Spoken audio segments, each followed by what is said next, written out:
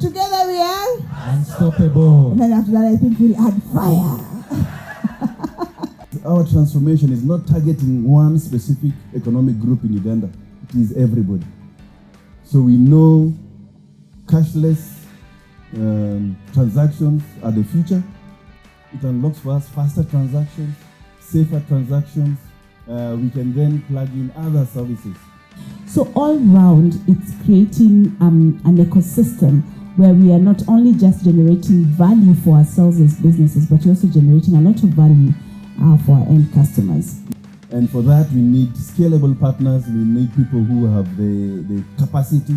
And we believe that trio of brands you see there is the answer to the transformation that is going to come through Uganda when it comes to cashless transactions. So I hope with this launch that we'll do today, Uganda Breweries Limited is truly going to become unstoppable. And as you become unstoppable, you're going to become unstoppable with fire. You see, I got the script. Thank you very much, ladies and gentlemen. Wonderful.